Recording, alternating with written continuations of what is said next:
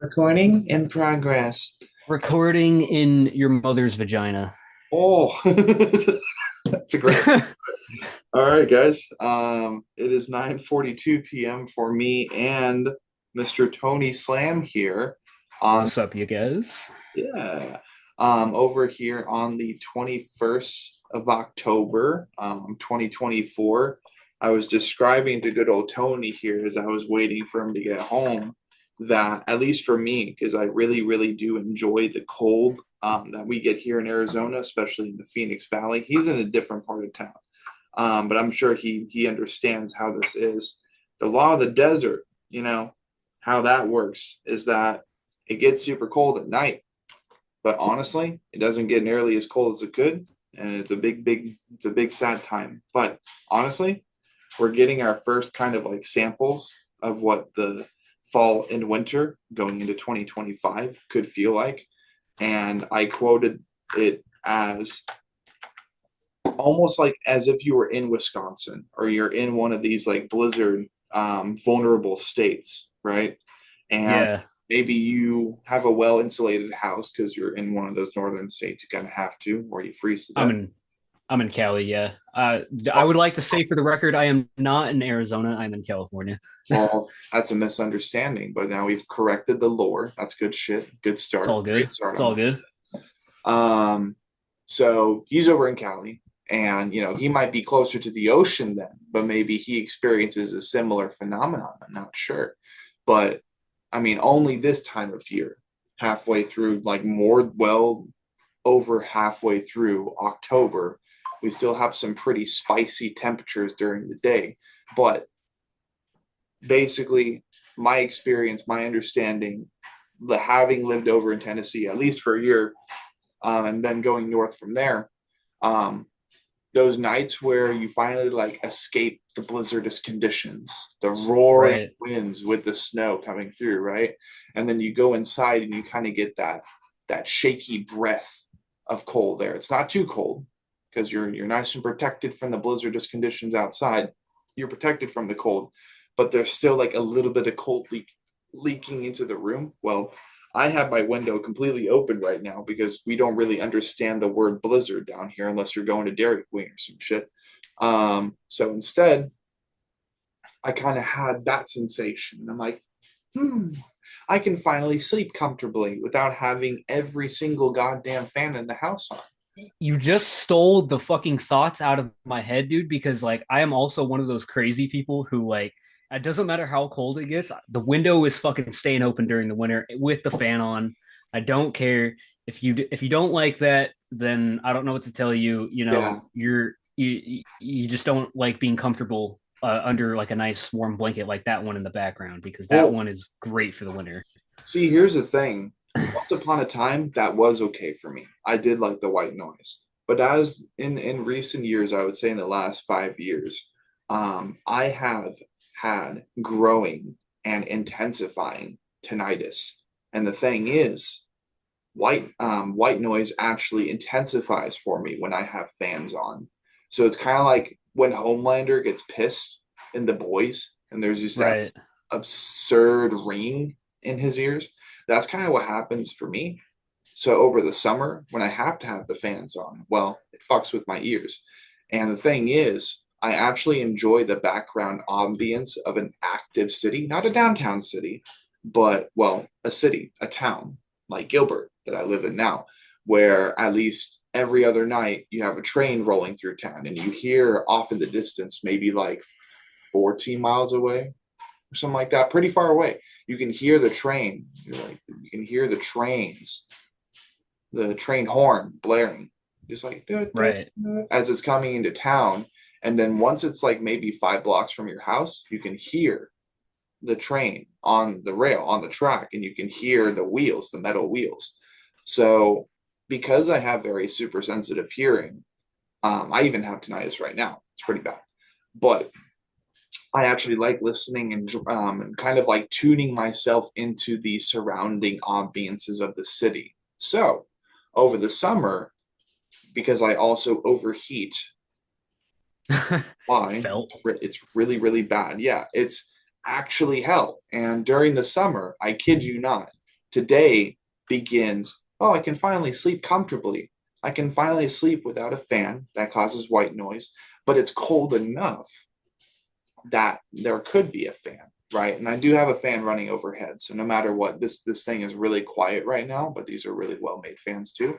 Anyways, I have tinnitus, and summer is kind of a perpetual hell for me, just because Uh, of the fan, like the white noise intensity with the fans. And if I have multiple fans on, oh, it's even worse. It's even worse.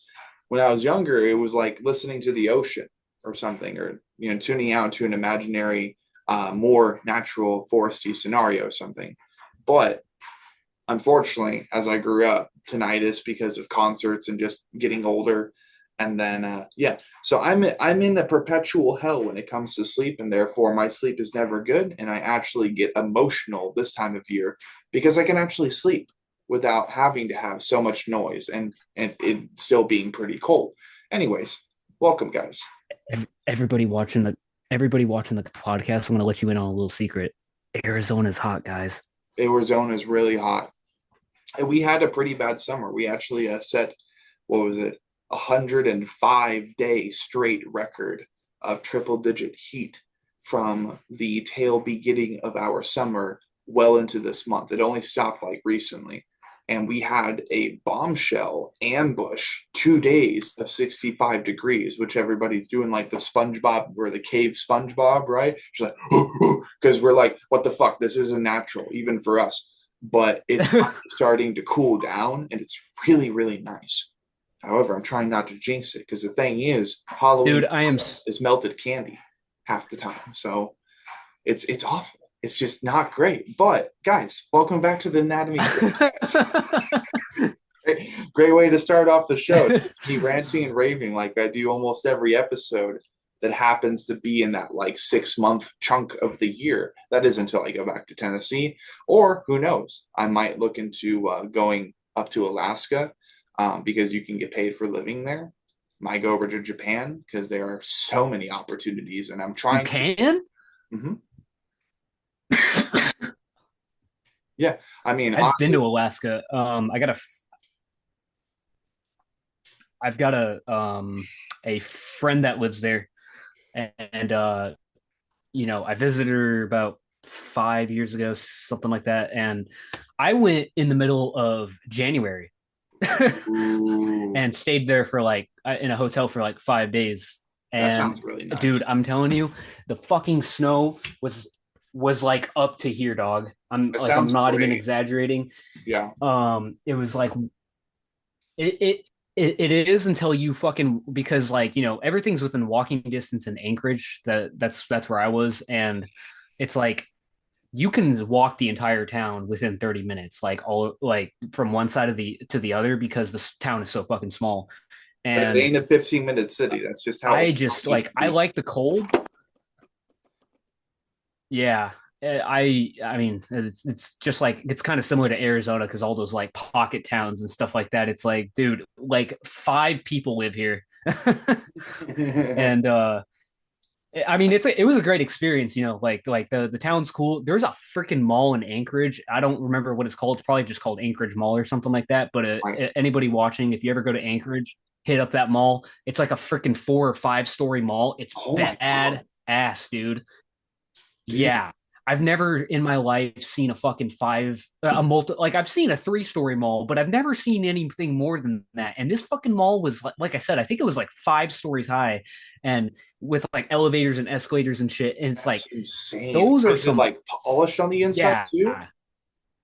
Oh, yeah. It was pretty clean. It was pretty clean. See, The- here in Arizona, here in Phoenix, but over more specifically in Scottsdale, which also I recently found out is a sundown city, but it's when the sun goes down.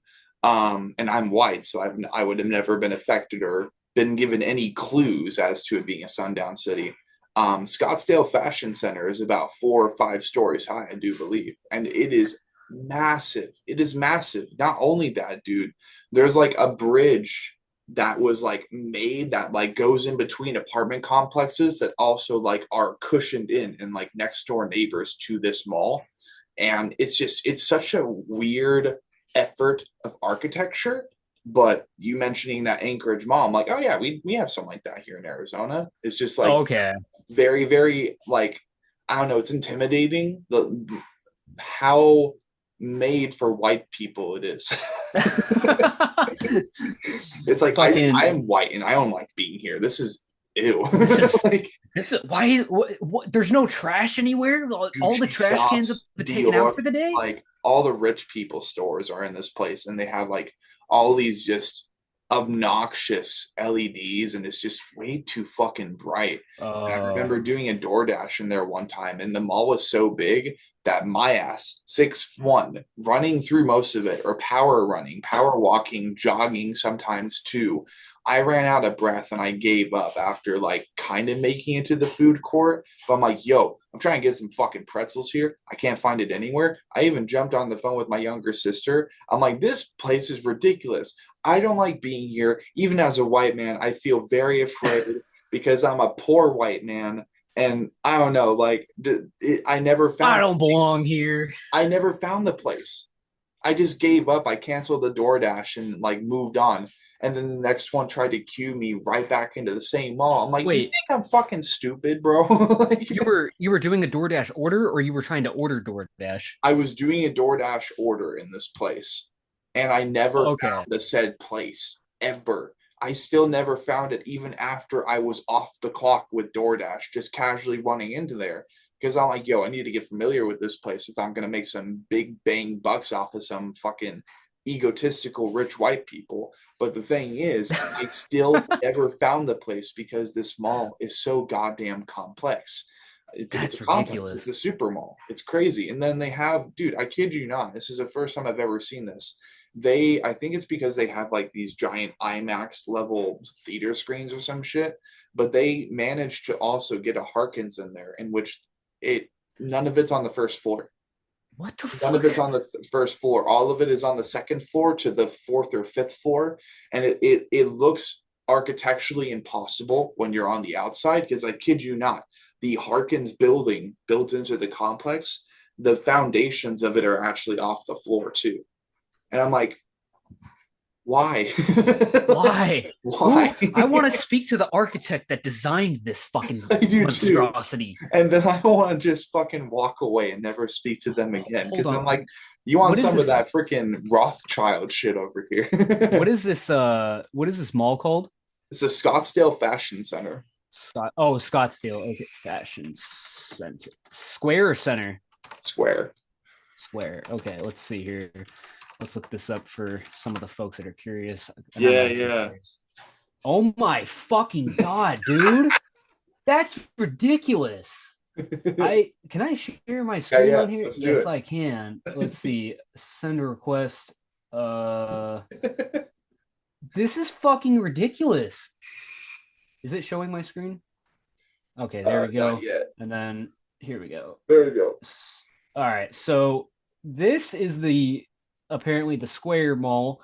This thing's fucking crazy, man. Let me It quickly go out is, of here dude. for a sec. It's That's ridiculous. fucking ridiculous. Like, let's see if we can find like look at this fucking thing.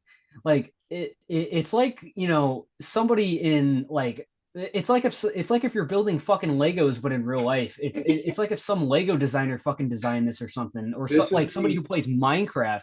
This is kind of cool. Oh, see, there's a Doyer and a Bada yeah, Veneta. yeah, yeah. No, this shit's crazy, dude. That's the dude. That's ridiculous, I dude. went in here. I'm like, man, someone really made this to compensate, didn't they? Like, Let's see, how do I turn this off? How do I stop sharing? Here we go. Stop sharing. okay, yeah, there you go, But yeah, dude. that's fucking crazy, man. The other Fuck thing to that touch mall. on Anchorage is, you know, so, so the hotel I was staying at, pretty like, average hotel, nothing crazy, but Right? also it's not terrible either. Like the room was really like actually nice. It had a kitchen with like a microwave. Your camera's out of focus. I don't know why it's fucking Yeah, doing that. it does that. That's okay. It's Okay. gonna be And in blurred an for eight censorship or something. Okay. censor the podcast dudes, all the white dudes doing a podcast. But to touch on Anchorage again, it's like the hotel I was staying at, there was also a mall right next door. I'm not even kidding you. right next door because there's like this big old lot or whatever, and then like the mall is facing like the lot, and then my room specifically is like facing the entrance towards the hotel. And this mall's like also just as cool because there was a fucking retro video game store where they sold like PS2 and Xbox original Xbox 360, PS3, like all the way back to NES and fucking Atari 2600 or whatever it was. That's Like, crazy. yeah, I found a copy of Halo 2, the Legendary Edition or like the Ooh. limited collector's edition for fucking like $9, and I was like, how could I not? How could I say no to that? Like I was like, bro, I gotta buy this because like I mean I already owned like standard Halo 2 on original Xbox to play on my 360 or Xbox One every now and then, but it Yeah. was like I was just like, dude, this is fucking badass. I think I walked out of that store with like a couple $100 of games or I whatever. probably would too. Yeah. Honestly, like after having my run with my PS5, like now without online gaming, it's like you can't. And when this is also a digital PS5, I don't know why I did that to myself because I have so many games on disc and I'm trying to start a gaming channel. But now it's like, oh, you don't have PlayStation Plus anymore. You're not willing to pay $80 a month anymore, or a year, not a month, a year. That'd be ridiculous.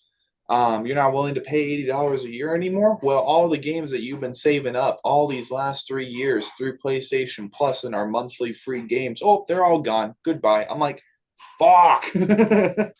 Damn, dog. That's why I play PC, dude. It's just like, you know, you don't technically own the game, but it's like, Steam. I trust Steam a lot more than most companies. I mean, even like just Microsoft in general. I mean, they've always been pretty okay about like, DRM and stuff like that. It's like, Yeah. once you buy the fucking game, it's like, there's a one in fucking 10 million chance that like the game's going to get fucking delisted because it's just like I've always been Microsoft. I like from the get-go, like my first gaming console was like an original Xbox, and I mean, just there's so many good games on the original Xbox. I mean, Halo 2, Halo 1, Fusion Fury, uh, Robotech, I think is the name of that game, or it's like one of those mech games and stuff like that. Right. And even PC, it's like, there's like the data source files and shit like that. So I don't know. It's gaming nowadays is just fucking shit. I fucking hate those multi-million-dollar companies that fucking just like appeal to shareholders and stuff like No, that instead of seriously. like appealing to their fucking fan base. Yeah. I Uh, mean, Shareholders, if you're watching this, fuck you. fuck all of you. Honestly, the moment that there were major companies that were saying, "Oh, technically you don't own your games," it's like, "Oh, cool. I'm gonna pirate all of them now because Arg! are yeah, you are a pirate. You know, yo ho ho ho You ho. are a Ho." pirate. Yeah. Yeah. It's just ridiculous, man. But overall, pretty like organic lean, I think, into our first conversation, our first ever time really talking on camera, other than the 20 minutes before this or so, or like maybe 10 minutes. It just felt like 20 minutes. Welcome everybody back to the show. Tonight is gonna be, I think, a really special night. Going back to tradition, Jesus, going back to tradition, and hosting not only a music enthusiast personality, not only hosting someone who's doing projects in two very, very different genres, but still in the counterculture vein, but also this is going to be a very podcast. Jesus Christ, this is going to be a very important podcast alluding to other ginormous opportunities, magnificent opportunities regarding the show. And you guys will understand by the tail end of tonight's recording what I mean by that. But overall, I think the first thing we kind of have to understand is who you are. And I don't mean just the typical anatomy crosscast, like let's dig into your story and go David Attenborough or Tony Stanton. But here's the thing. Essentially, I've understood that you've been a participant, you've been a listener, you've been a fan of the show. So that's also another really, really awesome thing is hosting someone who's been participating in a more casual level. So not to ego boost for myself, but I'm curious, Um, how long have you been participating in the show? How long have you been listening? So I think the first podcast I ever listened to was um I want to say it was definitely Envirulent for sure. It Yeah, had to that have makes been. sense. Yeah, like I think it was the first Envirulent podcast over like a year ago. And I kind of knew about you like before that, but I because like we're friends on Facebook and stuff like Right. that. You see all the bullshit I post and Yeah. what have what have you. But that was really my introduction to you because like I think they shared it and I was like, oh, that's fucking cool. My homies are on a fucking podcast, and it's like, God damn it, you fucking camera, you piece of shit. Your camera's I'm sorry. fine, buddy.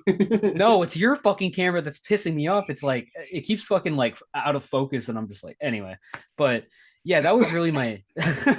It was like my introduction, uh, and that's to no fault of your own. This shit happens. Like this is a fucking like $60 camera from fucking Micro Center or whatever that I've had for like 3 years. But in any case, yeah, that was my introduction, and then I've listened to a few more since then. Obviously, all the Envirulent ones, those guys Yeah. are the homies. Shout out to Envirulent, shout out Tristan and Derek and Brandon and Matt and all those guys. Yeah, man. Fucking awesome dudes. Hmm. Um, and but I'm trying to think of other ones. I've listened to a bunch more. I can't really name any like off the top of my head, but That's I've like fine. I've listened. Envirulent would be the main one that I discovered you on. And I think I've also watched your reaction videos to like different bands and stuff like that too on your Yeah. YouTube channel. So it was Right. just Right. like, oh, it's fucking sick. Yeah. Well, More I mean, shit to I watch. definitely, yeah, honestly, just briefly touching up on that, like recently I've drawn a line in the sand, I've created a boundary and said, you know what, I'm not playing YouTube's game anymore, right? And I mean, Right. really, it's just a very, very psychologically almost um abusive algorithm, an abusive game, because Yep. basically you're playing a game of tag with the system that made people billionaires, but those people became billionaires over the course of like, well, a couple decades or 10, even more, you know? yeah, like 10, 20 years almost. Right. So not only did I enter late in the game of reactive content for metal bands or for any vein of counterculture music or music really that was stimulating for me, but I also entered the YouTube game hella late.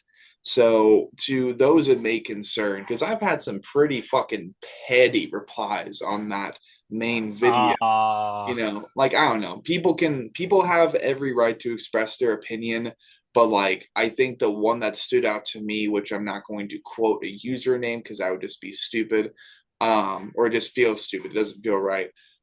Basically the only impression that they got, what they took away from that video, is that I've been doing this for the money since the beginning, and I'm like, no, not really. Like there's a big difference between this working is how for, much money he's made. yeah, like exactly, dude. A dollar. Like I've made maybe $1.40, and I can quote that for my YouTube Studio app. But that's the thing, dude. What I took away from that and what really kind of shook me, I'm like, oh yeah, I'm finally making money with YouTube.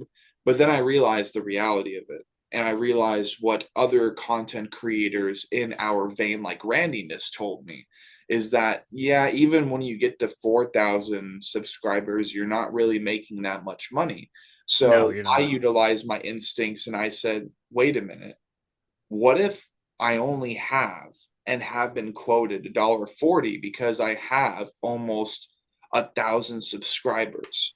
And what if there is a very, very petty trajectory of maybe $1 per 1,000 subscribers?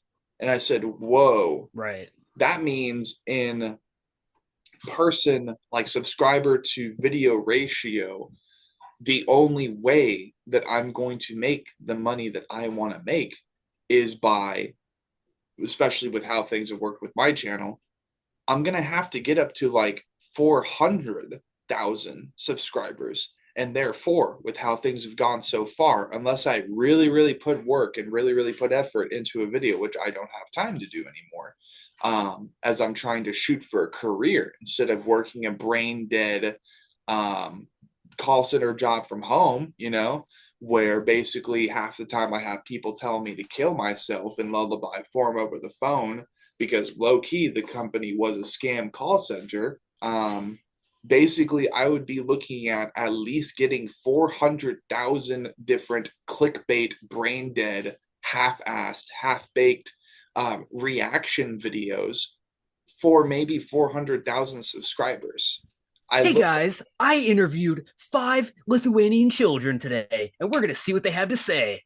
seriously, like I don't want to be a Mr. Beast, bro. I want to be someone who travels in the name of music. And you mentioned in virulent earlier, which is very important because, well, even if it was for a night or two, really, I can now say that I've traveled in the name of music. I happened to volunteer and I was their merch guy. Went over to Oklahoma. That was really fucking cool, dude. And it taught me Oklahoma, man. Oklahoma, baby, prone to tornadoes, vulnerable to tornadoes. But when we were there, man, it was overcast. And I saw that as a blessing. I saw that as you're on the right path because every now and then, well, every time in life recently that something really, really life changing has occurred, but there's been overcast, there's been rain, that's always been a good sign. Um, and unfortunately, along the way, even after the overcast, even after the doom and gloom for some people wanting to move here away from more gloomy cities, um, for me, it's always been a blessing. For me, it's always been a sign of you're on the right path. And somehow, even afterwards, sometimes that path still gets just fucking jolted out of, but that's life. You know what I mean? Yeah. So I want You to give a don't shout you out to don't the do boys. yeah, shout out to the boys. You don't do music for the money. No, You know, if you're doing it for the money, you're doing it wrong. right.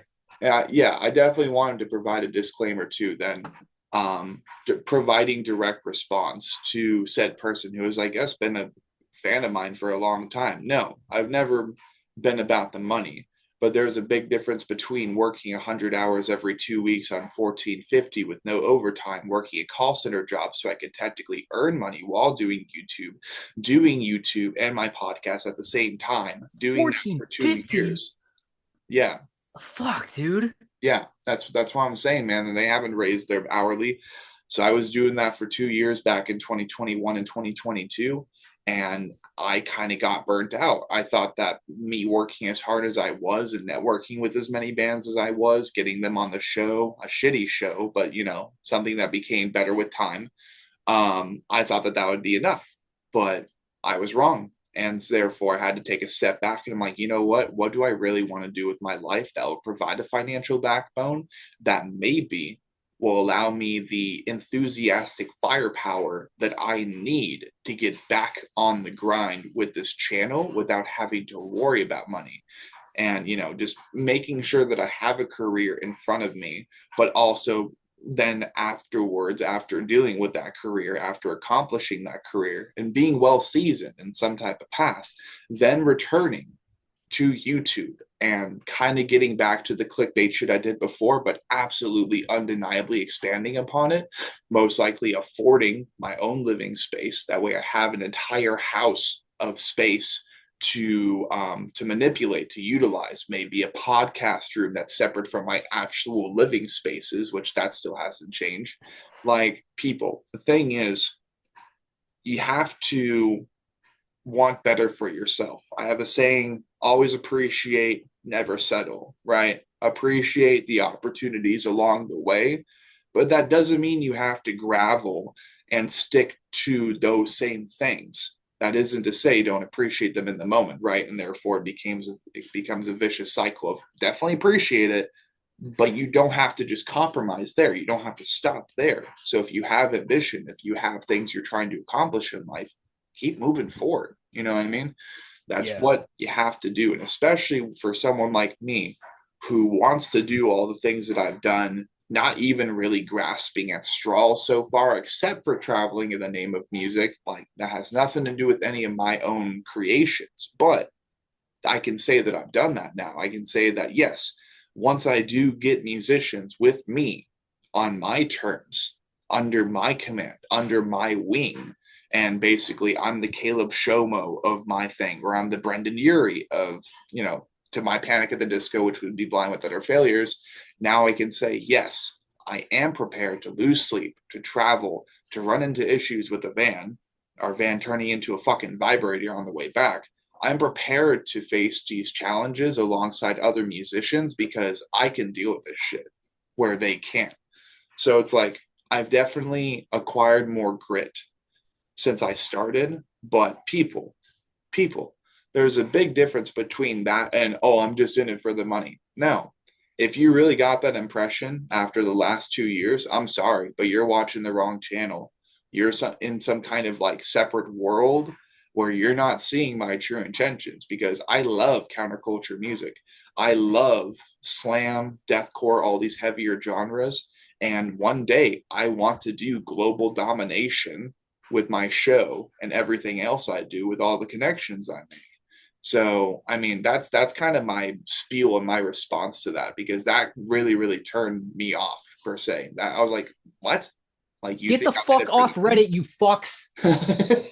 That's why I never been on Reddit, but it really did give that just unhinged, unfiltered, just like intrusive thought energy. Like, really? Like, you let that spiel out instead of just containing it, filtering a little bit, thinking upon it, and then presenting your comment.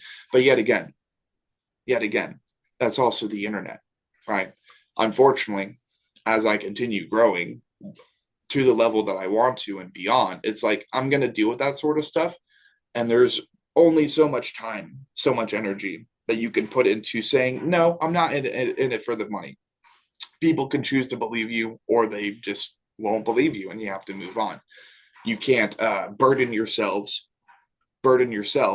with how other people interact with you. And I've seen plenty of posts where you're clapping back at these motherfuckers, but I'm like, don't waste your energy on these fools, dude. Don't Yeah. waste your energy on these punks, because they're actually irrelevant to your story when they have nothing to present but that intrusive thought energy, right? And therefore they Right. become intrusive thoughts, right? Well, to like respond to that, I mean, it's I've always been kind of a hothead, Right. especially because, I have a fucking temper for sure. But, it's really it's not about like motherfuckers like necessarily like, oh, he's some fucking troll on the internet. It's more of like usually the times when I clap back, it's like something involved in my personal life. And it's just like, dude, this is the fucking internet. Like, you don't need to fucking bring my like family, my friends and shit into the fucking mix. There's a difference between like, all right, a dude talking shit and then straight up like invading my privacy and then making posts of like, oh, I'm basically doxing. But yeah, man, I definitely agree with you though. It's important to draw a boundary when people decide to get so toxic that they start digging into your personal life.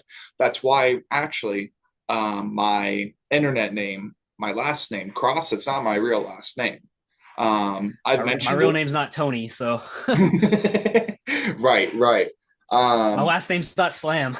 Right, exactly. Honestly, yeah, it's there's a sense of privacy that comes with it, and there's a whole bunch of keyboard warrior bullshit that happens most of the time. Yeah.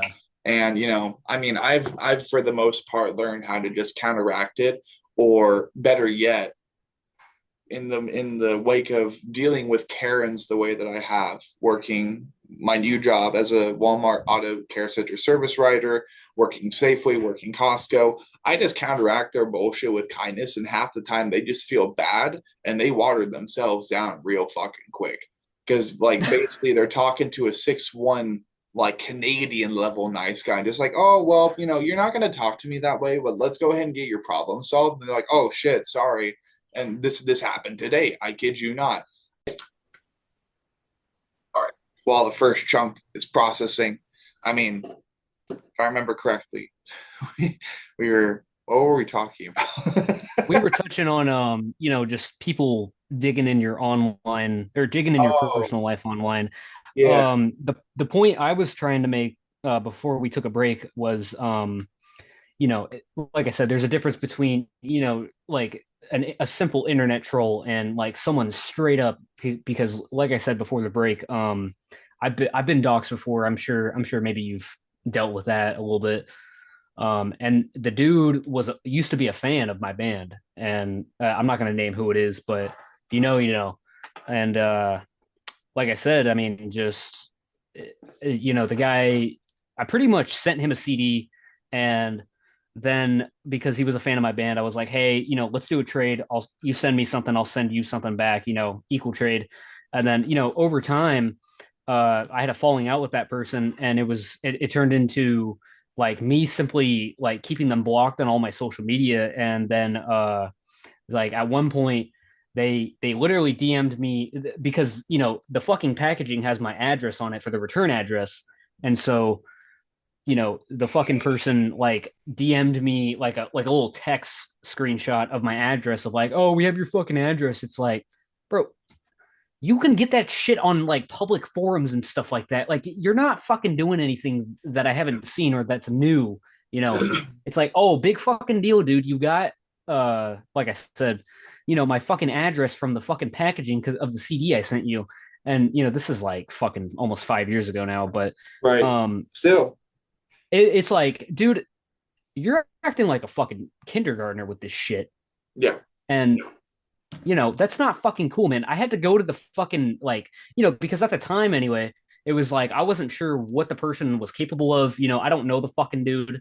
Like I had to fucking literally go to the police station and be like, yo, I need you guys to like seriously surveil Or my fucking survey, yeah. neighborhood, survey the neighborhood for the next like week because the guy was like, "Oh, I'm on the way to your house," which I knew he wasn't. But it's like with like all the fucking like shootings nowadays and like murders that happen, it's like you can't like take a chance now, and Yeah. it's just like completely out of fucking pocket, completely out of line. And it was like, dude, fuck you. Yeah. Okay, you're an asshole. Like you're not cool. Nobody thinks you're fucking. Nobody thought he was cool. And that was definitely like something like an experience of where I felt like my privacy was invaded and my safety was at threat. Yeah. And I don't know. Well, I It's mean, fucking garbage. I mean, content creator to content creator, because I know you're more or less trying to start up a platform, and I mean, around the name Tony Slam, which is good shit. And I wish you the best of luck in doing that. I hope that I'm able Appreciate to you. help you along the way. Yeah. Because whether it's because, like, I kind of got the impression you were inspired by me and you started like wanting to do your own reactive content. I'm not sure. I'm not gonna, again, this is not meant to be like an ego boost. I stole his idea, guys. Yeah. You caught me. You caught me.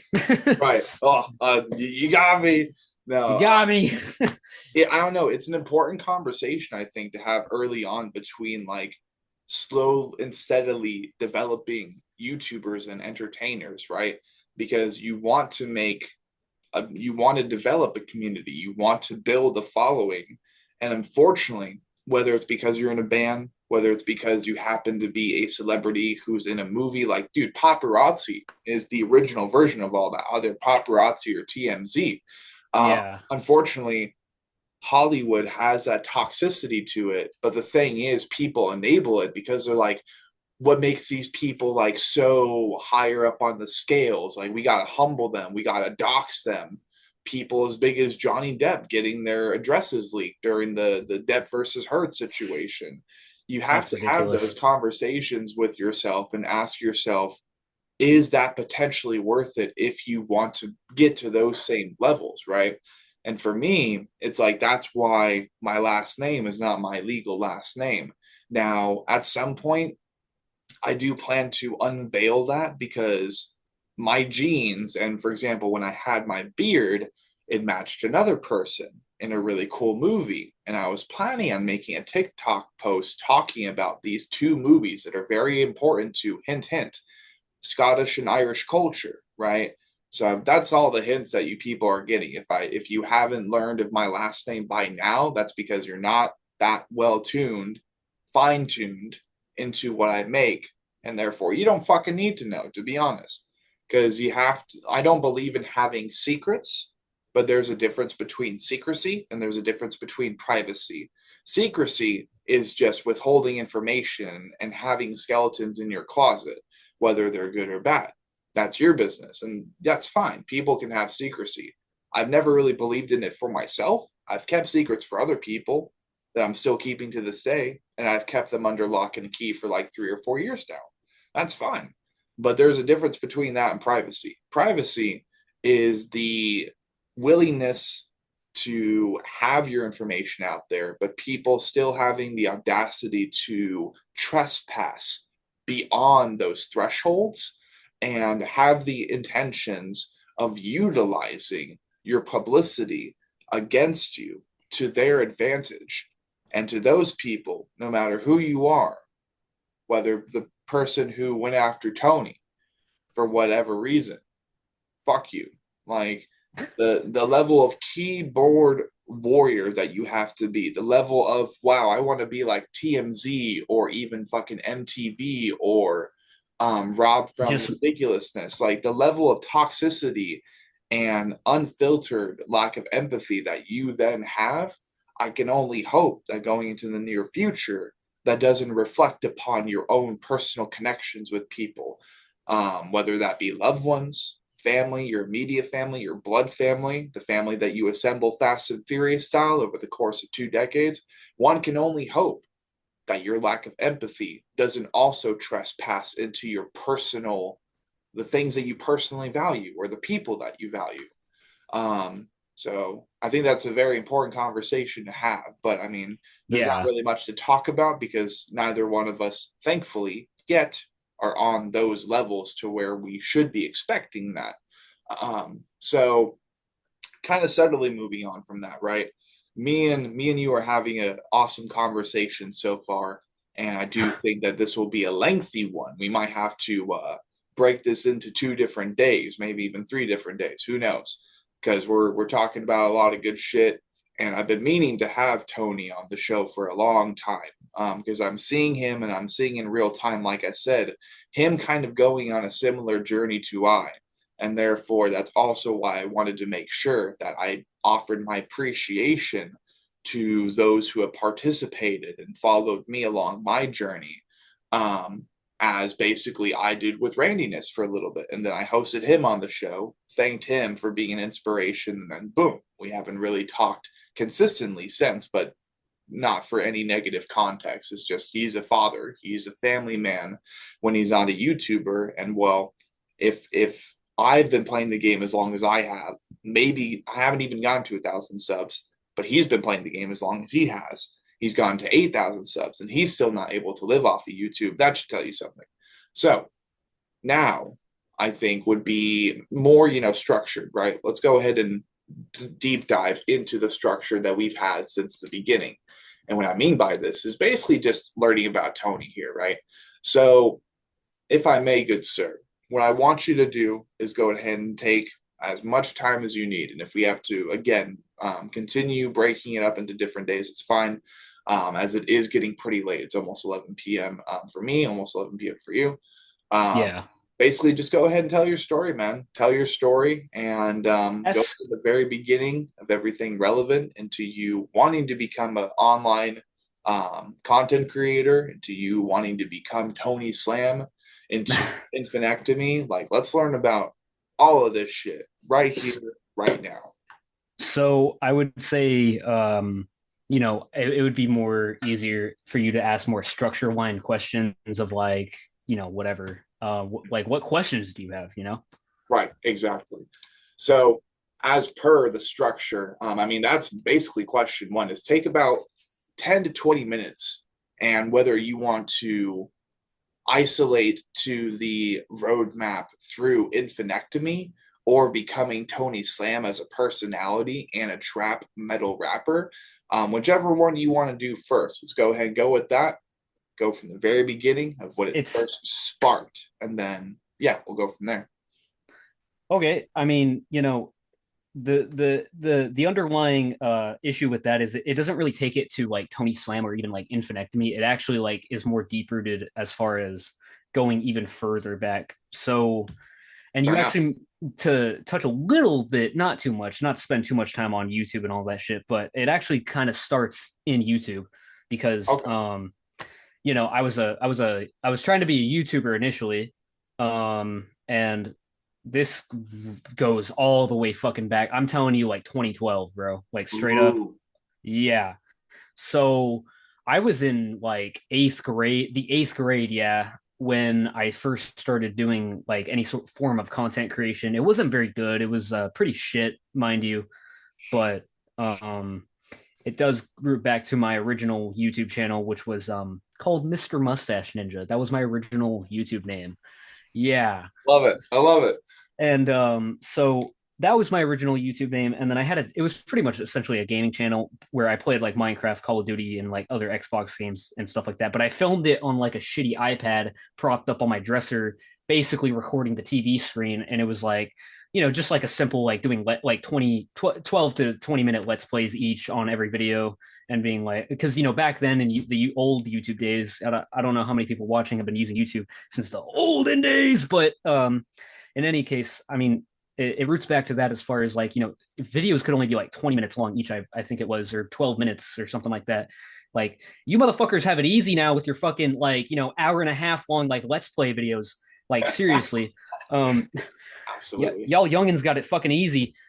Back then we only had fucking 720p, and it was like, dude, when YouTube got 720p in like 2010, I think it was, dude, we were fucking spoiled, dude, because like watching that fucking Halo Reach like alpha or beta trailer, fucking like it looked like fucking Christmas on a fucking icicle stick because like it just looks so crisp at the time, and now it's like you go back and fucking watch it and it just like obviously it looks very dated, but it's like we got it fucking we got it pretty fucking good now as far as like quality and bit rate and all that stuff for like content creation. But it roots back to that. So like 2012 I would say is like late 2012 is when I started, and then I did that channel for about, I want to say a couple, no, like maybe 6 years. I did it from 2012 to like 2016, no, 2015 or something like that. No, you know what it was I had that channel running up and until like 2014, somewhere around there, because I had like sort of a phase where not really a phase, but rather a time in life where I stopped doing content creation because I was in high school at that point. And then 2014 rolled around. I wasn't doing anything necessarily. I was still on that channel probably about until the end of the year. And then I want to say, because I haven't thought about these. This is you're tapping into like memories I haven't thought about in forever. Yeah. Yeah. We love that nostalgia shit, dude. Let's go. Yeah. So I probably ran that channel until about 2014, I want to say. And then I took a break for about almost a year, probably about 10 months. And then got an iPod for my family, like an iPod Touch, which was like an iPhone 5 without like cellular service, Yeah. and started, then made a new channel, which was the one that I currently run, just my Tony Slam channel or whatever on YouTube. That's gone through a few name changes and stuff like that. It was originally Pathological Metalhead, and then it was something after that. I think it was just Gray Havoc for a little while, and then I changed it to Tony Slam like last year, I believe. But I started that in like 2014 as well, but I didn't actually run it until like 2015 because that's when I actually started like learning how to produce music, because I started off on a like I said, referring back to the iPhone, the iPod comes is an important part of the story, because without that fucking thing, I don't think I would have been doing music, because that's what I started doing music on, was like this little fucking iPod Touch with a iRig. You remember the iRig for iPhone or whatever, where you plug your fucking guitar into it? No. That's like a so the iRig, Sean, is like a little fucking cylinder almost like apparatus where you can plug it into the headphone jack, and then you plug in like your quarter-inch guitar cable into the thing, and that acts as like essentially an interface for the guitar.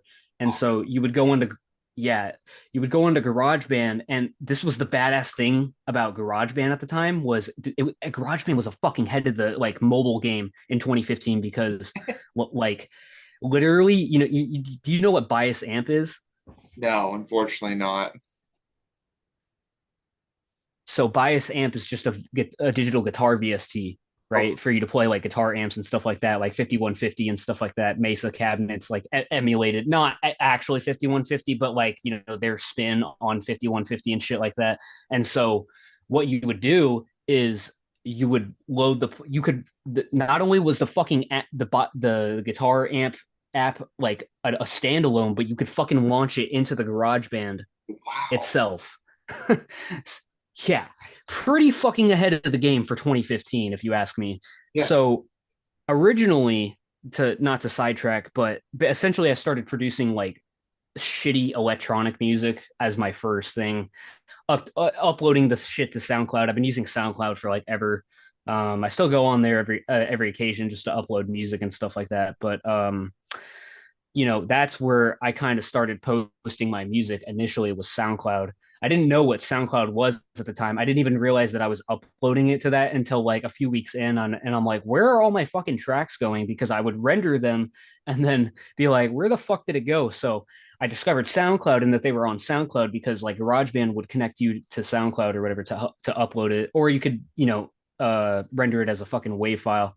But in any case, so started off with electronic music and then it was like, okay, I discovered slam in like late 2014, early 2015. So I immediately knew as soon as I started producing music, I was like, okay, I'm going to use EDM to like get me familiar with like using DAWs and stuff like that. And then from there, that's when I had my first like slam project or whatever called Lacerated Evisceration. So any OGs out there watching this, remember that fucking shitstorm of a band. I guess you got to start somewhere, of course. You got to know your roots. But at the same time, it was like I was producing all that stuff on GarageBand, uploading it to SoundCloud. Then I discovered Bandcamp um, in like late 2015 or mid 2015, somewhere around there, and was like, dude, you can upload music to the site for free and make money off of it. And I was like a fucking teenager with no job. So it's like, oh, hell yeah, this is a good way to like make a little bit of income. Cool, finally, because YouTube, it was still at the point back then where, like, to kind of trace back to how you were talking about not getting paid. Um, it's like YouTube back then was so as long as you had a fucking channel, you could start monetizing your shit. And so, I was making fucking like 5 cents a video or something like that. It was ridiculous. But I want to say from that point, it was I started uploading my stuff to Bandcamp, making an Instagram and stuff like that for the project because it was just me initially. Um, and then from there, I got my buddy, this guy I made friends with, Jameson Richter is his name. Uh, Shout out to the homie. His Facebook is Michael Myers, but that's besides the point. Uh, he was the second member to ever join that project, Lacerated Evisceration. I had a few other side projects, but it would kind of take me a while to explain the lore Yeah. behind every side project. So I'll just keep it brief. Essentially, he joined, and then we were doing music for like a few months. I believe that was like 2015 or 2016 when he joined. I want to say it was sometime in between, but in any case, he joined. He was the guitarist because I didn't know how to play guitar yet. I was literally there's in the GarageBand app a guitar, like a digital guitar. So I was making slam riffs with it was essentially like a gore grind slam hybrid project, Right. and I was making slam riffs on that fucking piece of shit. And then that's when Jameson joined the band and started taking over like guitar and I believe bass also. And I was taking care of like the drum programming and doing the vocals as well. Then from that point forward, I believe he stepped away or something like that at some point. No hard foul or anything like that. It was just like, life gets in the way. And then Cade Bine he's been in projects like Morgue Dismemberment, Vampire Cunt, Oh, some sick. other yeah, a homie of mine. I've known him for years through a bunch of other guys. He used to be friends with I think he's still friends with them, but he's like associated with like uh Jacob Vargas and Isaiah Vargas, those dudes are in a band called Scaphism. Okay. Um they're from Texas, but they're originally from New Mexico. They're still my homies to this day. Love those guys. They also like mingle with Cameron Wiltfong and Masha Wiltfong as well from that one band. I don't know how to pronounce their name, Terrakina or something like that. Okay. I think you may have seen them floating around. In any case, um, so Cade Bine joins the band. I believe he was doing the drum programming, if I remember correctly. And then because like we at that point in life, we had all like kind of been out of high school or whatever and gotten started getting like our first jobs with some money and stuff like that. So we started upping our like game with like the music production just a little bit, not enough. This is like it takes me a few years to like really get the hang of like music production, but at that point it was like, exiting high school, like entering college era for me. And so he joins, and then we put out a few singles or something like that. But then I started a new project called, because I kind of just started doing my own thing at that point, just wanting to like do things by myself again. Um, I started up a new project called Dismembered Engorgement, which is kind of my solo project, even to this day. Dalen Guyer is in that band. He's the vocalist for the band now, but in any case, it was just me back then. And I put out a lot of singles in like 2016 for that project. So this is actually still high school, but in any case, I started putting out singles, then some EPs, and then in 2017, I put out the first album, or no, I put out the first like real like hot like sort of high production value. At least I tried to make it sound like somewhat listenable, which was it's an EP called Your Mother Slams My Cock. I'm not exaggerating. That is the name of the EP, and yes, it is still up on streaming services. Man, that's my favorite thing about the fucking slam culture. It's just the the fucking release names half the time are just so fucking stupid, but they're great. Anyways, you were saying. No, oh, took a little too big to see, it's already fucking me up, but um no, it's I put out that EP, which was I think like a 6-track EP, and then I took a break from that project for a little while, was experimenting with a band called, I'm sure you've seen it floating around. I have a side project called Vaginal Prolapse. That's Yeah. me and Markel, who is the Apocalyptic Doom guy who's in Monochrome, which is my trap metal side project with him. So I've got a lot of side projects. Yes. You got a lot of Like projects. you, You got a lot of homework that you're doing though. That's a good way to look at it. Is that you're consistently always trying to do shit, and you've been consistently trying to do shit for a long time.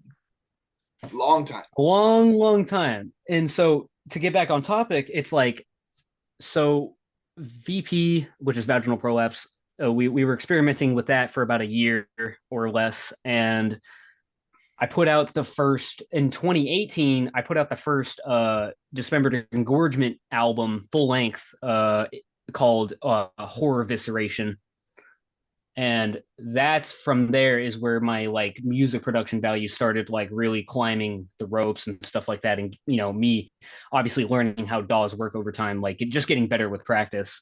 Yes. So from there, 2018 rolls around. Like I said, I put out that album for that project, and then Vaginal Prolapse technically was Infantectomy, essentially. It was because originally Infantectomy was me and Markel, rooting back to the Apocalyptic Doom guy. Baddies love Doom on Twitter if you want to follow him. Okay. And so he joins because we were already in that previous project together with like a bunch of other like friends at the time. And then that project broke up. And then we started Infantectomy. That's where Infantectomy starts coming into play. I started, and then I don't really know how you want me to explain the rap shit, so I'll just explain the Infantectomy stuff first before I explain the rap shit. But essentially, that project starts up, Infantectomy. We put out our first single in, I believe, around like summer of 2018.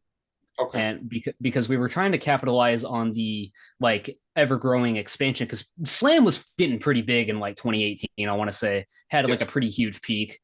And so from there, I'd say the peak of Slam is like from 2014 to like 2018, personally, if you ask me. But maybe like 2010 and before. But in any case, I would say we put out our first single, and then put out an EP called Infantile Sodomy, which I'm sure you've heard. Um, that's our first EP with Markel on it. Then we do a split with like a bunch of bands called Throne of Agony, and then from there we essentially what was it? Um, we put out what did we put out after that? We had a split with Coprocephalic Mutation called Enforced Cranial Separation, and that's like a yeah, that's the one with the little toenail cover on it. If you've ever seen our Suck My Nuts song or whatever, that's not like that's Suck My Nuts is not like our original song. It's a cover by a rapper that we did together. And then let's see, 2019 rolls around and we put out that's when we put out Kill the Pedophile. That's like our first single for the year. Okay. And that, the 6ix9ine diss track. So Markel's on that song. Jose Grinder of Vile Impregnation features on it because I had a band with Jose. If you know him, do you know who he is? Yeah. Okay. I'm trying to get violent impregnation on my show still. Yeah, you should. They're cool ass dudes. He's a homie of mine, known him forever. He was in a band back in 2017 because I also had a side project in 20. I had like 3 fucking bands in 2017. It was ridiculous. But I had Dismembered Engorgement, Vaginal Prolapse, and then with Jose, I had fucking this band with I don't know if you know who Fletcher Simones is. God rest his soul. That's a dead homie of mine, but God rest his soul. Um, we had a band called Anal Disembowelment. And we had like an EP, which I was on like I think 1 or 2 of the songs, which I played guitar for. Okay. And then so the entire time for Infantectomy, I've always played guitar. I've done a little bit of vocals here and there, just for like background and stuff like that. But let's see. So Jose gets on the song with us in 2019 for Kill the Pedophile. And then from there, it took us like a whole I remember Markel was still in the band for like the next like probably year or two after that when the pandemic rolled around. So he probably I want to say left in 2020 or maybe early 2021 Okay. because at that point the pandemic was like really strenuous on everybody and I just like think in his mindset it was probably just like you know, he didn't have the time for it. And, he was also going through personal stuff in his life. So Yeah. I think the mixture of that was just kind of like the reason for his departure. Still friends with him, and he's back in Vaginal Prolapse. New album coming soon, still in the works. Cool. Let's see here. And then so he departs from the band, and then that's when Tristan Cheshire of Invirulent joins at that point. Yes. And then he's there from 2020, I believe, or was it 2021? I think no, he joined sometime in 2020, I want to say, and then was in it until probably about 2022, 2023. No, I want to say 2022. And then so he did so Markel essentially did half the album and then Tristan did the rest of it because like I said, Markel departed from the band like midway into recording the album just because like I said, family stuff was going on. So Tristan joins and then he finishes up the album. It took us like a fucking year and a half to fucking because we started writing the album in 2018, ironically enough. Yeah. We started writing Monstrous Obscenities in sometime in late 2018, I want to say. Okay. And then it took me a year to write all the instrumentals because there's 10 tracks on there. Long fucking time if you don't know how to make music. Yeah. So, you know, um, it took me like a year or a year and a half, something like that. And then, like I said, when Tristan joins, he finishes up all the vocals and stuff like that. Um, and then it took us probably like 8 months, I want to say, to actually like to have our producer Kim Rosario at the time mix and master everything because just he was new to the game in mixing and I was still freshly new to the music stuff and learning how to produce music and mix it well. So I had him take care of all the mixing. um it's kind of funny actually because he and I both think that like man, the mix just could have been so much better, but it's like what do you do? Yeah. Well, still a banger of an album if you ask me, not to toot my own horn, but essentially we put out the album in 2021.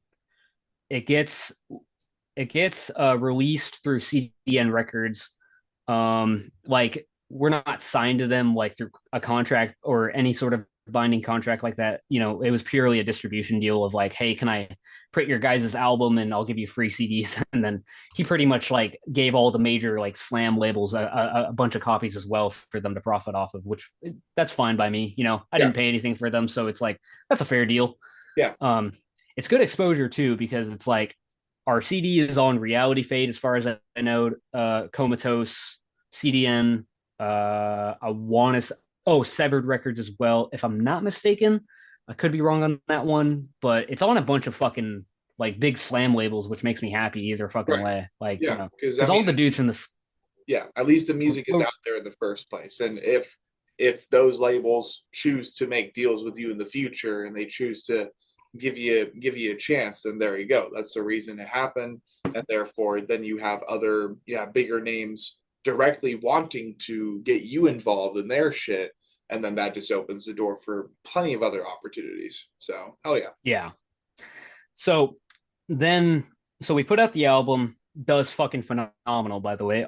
I'm really glad with like the overall overtime turnout of how it was received. Obviously, a lot of people that are going to talk their shit, whatever. I don't really care. Like it's funny, Yeah. because I don't know if you saw that post on Facebook a few weeks ago where a guy like reviewed my other project or whatever on Metal Archives, and he was like, "This is fucking grade A dog shit."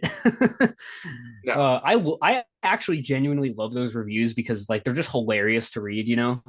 Um, Metal Archives is one of the fucking sweatiest like websites on the internet. I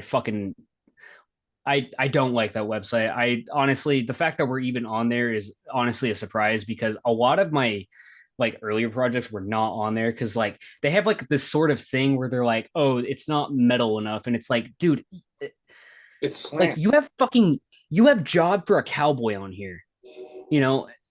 Like for the longest time it was a lot of like metal elitists just running that website, and it's just like I don't know, that's a cesspool of like dudes who are like on the same level as like 4chan and shit like that and Reddit, and you get what I'm saying. But Yeah. so we put out that album, and then from there we didn't put anything out for like a good solid almost 2 years or something like that. Like we didn't really necessarily take a hit. We took a few hiatuses actually. Now that I think about it, but the lineup since you've known me has always like kind of been fluctuated just because like it's hard to like keep same minds on the same set. The lineup now though is like really good. It's Jacob, he's the bassist, and then obviously Tristan from he's not in State of Filth anymore, but he's the vocalist now, and Che's back in the band. He was out for a while. And then Zachary's been in the band for like 3 years now at this point.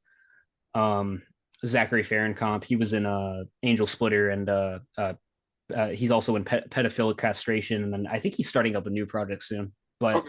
So yeah. um, at that point, when we put out our EP Slam Sickness, it was me, Kim Rosario, who was the vocalist for a little while, and shout out to the homie, he's fucking awesome. And then it was Zachary. He did all the drum programming and stuff like that for the EP. I had a little bit of play. I wrote the bass, the skeleton of the drums, and then he pretty much just took his own spin and just worked with whatever I made. But and then our good friend Brianna, she was our bassist at the time, uh, and her bass is fucking sick. You got to give that EP a listen again, by the way, because her bass on that is just fucking ridiculous, dude. It's so low because like we're playing in I'm using that 10 string on that EP. By the way, I don't know if you knew that, but if you listen with headphones, my 10 string guitar is on the left, or is it on the? I think it's on the right side of the ear for that EP, and then Alex Brackett was supposed to be on that EP, but we had a lot of like I said, trying to keep everybody in the same like page in a band is just kind of hard. So she was not on that EP, but she was in the band at the time. And then it was Che Hewer on like lead and rhythms. And I'm the main rhythm guitarist, but like Che will also do rhythms for the recordings and stuff like that as well, just to like kind of make like both guitars like different variables, and then he'll do all the leads mostly. But we are thinking for this next EP that we're working on, Infantectomy is working on a new EP, by the way. case you guys didn't know.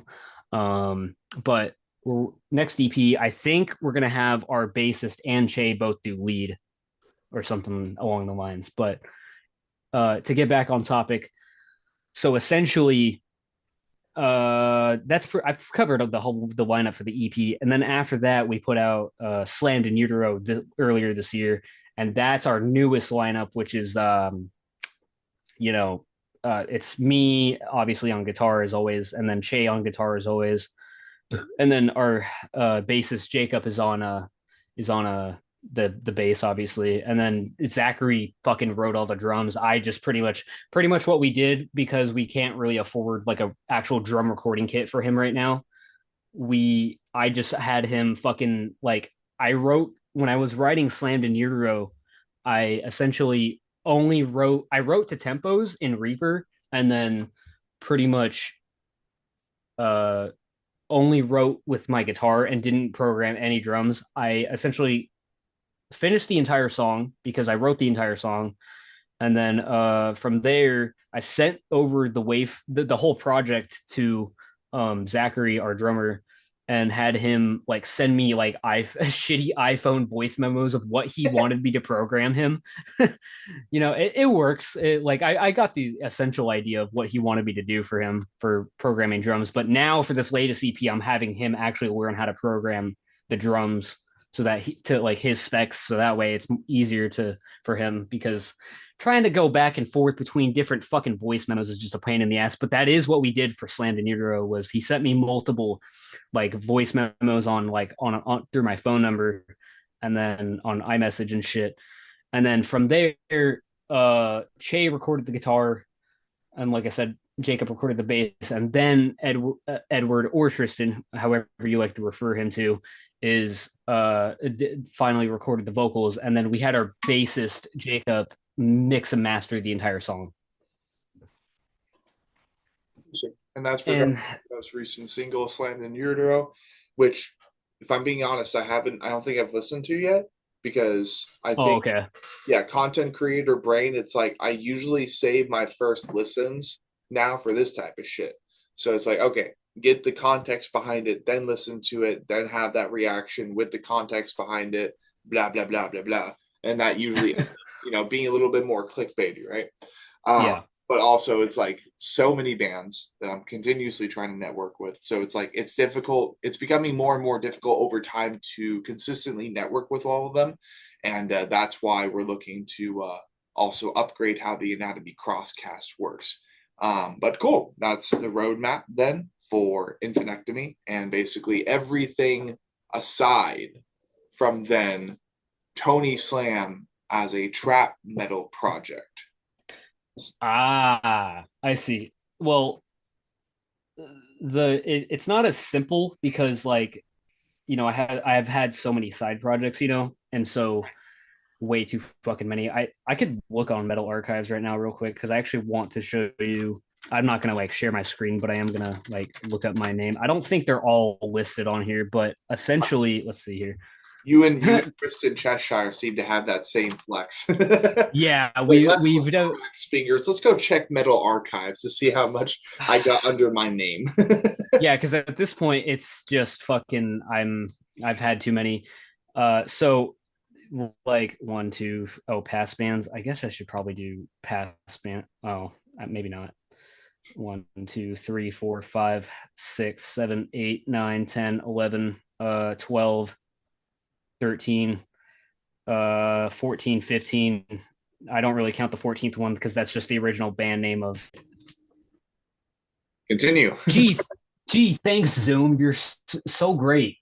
Anyways, so before we got cut off, like some of these are incorrectly like listed on Metal Archives. I don't know what the fuck Metal Archives staff is doing. They don't get paid anything, but beyond the mirror, beyond the structure, like bro, I was never in those projects.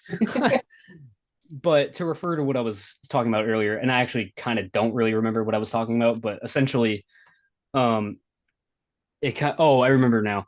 Uh, it kind of dates back to 2016 when I started. I wanted to be a rapper in like middle school. ironically. Like I had that dream, but I'd never really chased after it until about I started learning how to rap in like 2016 because like trap music and Suicide Boys and all that were like pretty huge Yeah. at the time. Fat Nick, Puya, Ghost Main, all Bones, all that shit. Mhm. Um, is kind of where I take most of my inspiration from. Not nowadays. I kind of experiment with like sounds. Tony Slam is more of like the project that I use to like experiment with like more genres and to fluctuate with.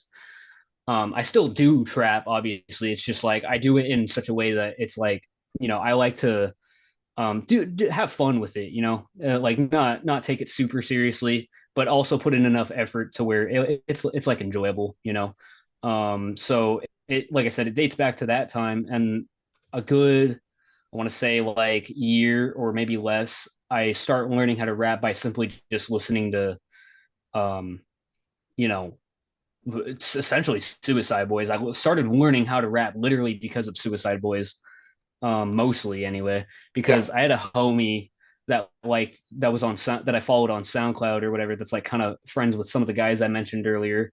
Yes. Um, I followed him on SoundCloud, and he was liking. I was looking at his likes on his SoundCloud profile and stuff like that, and it was like Fat Nick, Puya, and whatever the fuck else, and that I wasn't really into rap before that. I was if I was into hip hop, like Tupac and fucking Eminem and Biggie Smalls and NWA, and then what else? I'm trying to think. I was into Too Short as well, like Cali West Coast Cali rap type shit. Gotcha. Um, yeah, I wasn't because like trap wasn't a thing in like the early 2010s, like 2012. There was Chief Keef, but I didn't know about Chief Keef really because like I was like in fucking seventh and eighth grade at that time, and so people weren't into that. They were listening to like Gundam Style and party rock anthem like LMFAO and stuff like that.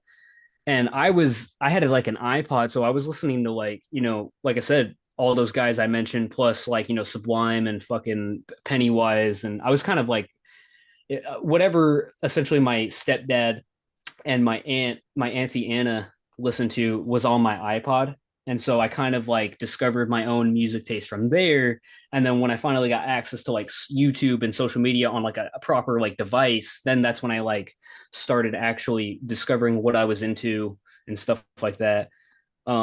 It's funny, I got into metal because of a you remember Time Warner Cable? Remember when Spectrum was Time Warner Cable and they had all those channels, of Oh like like they had these like different channels with genres of music. So there was a rock channel, there was a country channel, there was a metal channel, which played shit like Kill Switch Engage, Job for a Cowboy, Asking Alexandria, no. Ooh. and Avenged Sevenfold, and whatever the fuck else, like and shit like that. And so I discovered like metalcore and like some alternative stuff. That's when I really started getting into alternative. And then essentially, like I said, I was into rap, and then 2017 rolls around, and I finally started deciding, I want to copy Suicide Boys. I'm gonna straight up admit it. That's what I was thinking in my head. I was like, I want to do like Suicide Boys, but I want to do my own spin on it. So from there, I think the first rap song I did, oh, I remember what it was because I made, ironically, the first ever rap song I ever released and recorded was like produced by me. Like I literally learned how to like make a rap beat, just about because it was called "Kill Yourself, Bitch." We've said "kill yourself" a lot of times in this fucking video. Mm. Yeah, that's okay. That's okay. My algorithm, my demographic isn't exactly people who want to all the time. So I mean that's good. Yeah, yeah, that's always good. But essentially, I put out that first single on like Bandcamp and SoundCloud and stuff like that. YouTube. I was just using all avenues to like basically get my stuff out there. And then I put out in what was it? I started recording this EP called Death. It's called Death Wish. Um, it was essentially like a 5 or 6 track rap EP I put out. I started recording it in like mid 2017 and then finished it up by mid or early 2018. And like I said, I'm at this point, I'm running both, I'm doing both slam and rap at the same time. I never really like strayed away from that. I still do that to this day. Like there was a few odd years where I kind of took a break for after I put out Monstrous Obscenities for Infantectomy. I essentially like took a break for a little while from slam to focus on the rap stuff to kind of like get it up to the level where it is now. And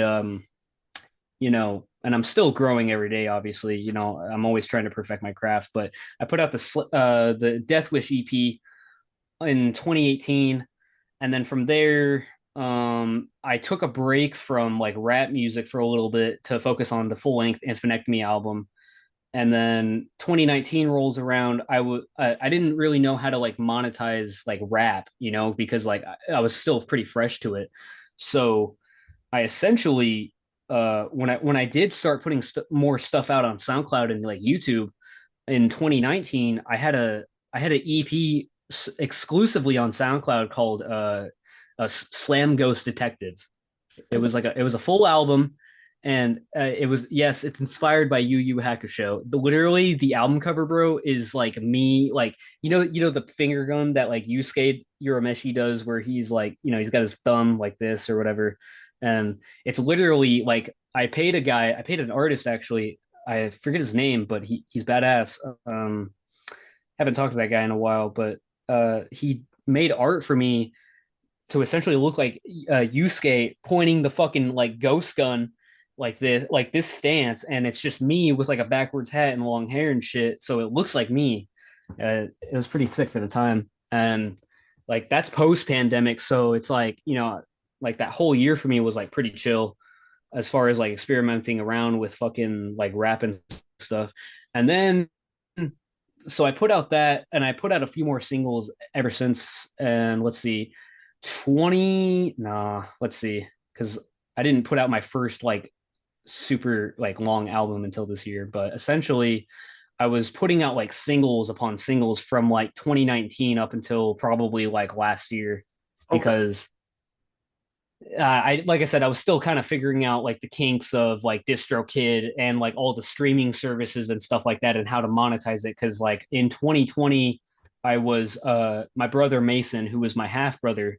Essentially, my mom was never married to my dad, and my dad had a few like other kids with like different women, and my brother Mason is my half brother, and he also raps. He doesn't put out music as much anymore, unfortunately, because he's got kids now. But we were experimenting around with trying to make like an album. We never got around to that, but we did put out a few singles together, me and my brother. We put out a single called "Better Off," which was like um, basically just like a message to like anybody that's like done us wrong in life. Um, whether it be exes, family members, friends, ex-friends, stuff like that. Essentially, like being, that we're better off without those people in our life. Right. And then we had another single. We had it up for a while, but we took it down because we didn't like the mix. But essentially, it was called "Don't Talk," and the title speaks for itself. Don't talk shit, or don't talk about us, or whatever the fuck. Yeah. And essentially, we put out that one, and then I think we had one more. I'm blanking on it though, but Better Off got fucking like 4.2 million views on SoundCloud or something like that, because I don't even understand how the fuck that happened, dude. We got 4.2 mil on a fucking track on SoundCloud.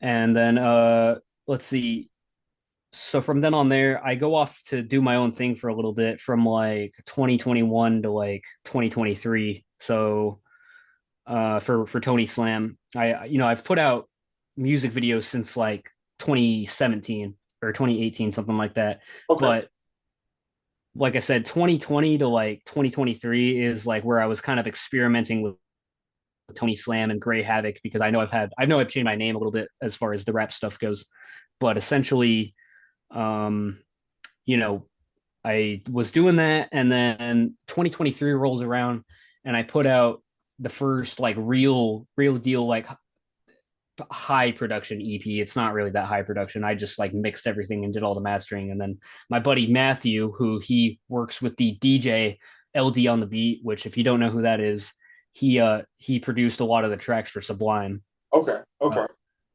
oh, and I forgot to mention back in 2020 or 2021, sometime around there, I did a track with Gangsta Boo from 36 Mafia. Okay. That's Uh, cool. yeah, God rest her soul too. You know, 36 is fucking awesome, but I never put that out just because I never ended up doing a verse on it. But I do have a track with her, with a verse on it now, but I've never released it. Probably gonna drop it soon, just to pay patronage to Lola is her name, for Gangsta Boo. But um, 2023 rolls around, like I said, to get back on topic, and I put out a EP where I was still Great Havoc at the time, essentially called Pure Havoc.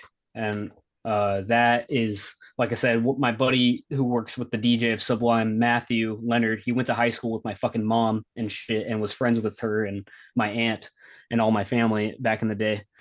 Um, for those wondering, I'm 25, by the way. My mom's like fucking 40. So we got like a 15-year age gap because my mom was a teen mom. But See. um, little more facts that you didn't know about. And let's see. So I put out Pure Havoc. Like I said, he produced one of the songs, and then I just self-produced everything else.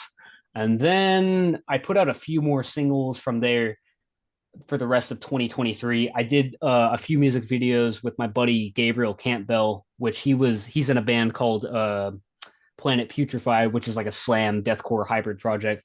Shout out to that. Shout out to him. He's my boy. Um, and then I was in a relationship at the time, so I wasn't really like too focused on like music. But then when I got out of the relationship, I started really fucking like hitting the grindstone to my nose, and uh, that's when I met my buddy Jonathan, which his rap name is Menthol Prince. He's in a it's not a band, but it's essentially like a rap project called Getty Boys, Okay. and it's him, his buddy Solomon, which he goes by Solo Dope, and then his buddy Daniel, which he goes by Danny Boy, and they run like their own thing or whatever. Super And group. yeah, Che actually like met Jonathan initially and introduced me to him like via social media, and I've been friends with Jonathan ever since for like the last like year and a half. He's fucking cool as fuck, all those guys. And we did a song called "Lay 'Em Down," uh, which came out last year actually. And we did the music video in like the beginning of this year, Yeah. in January, I want to say.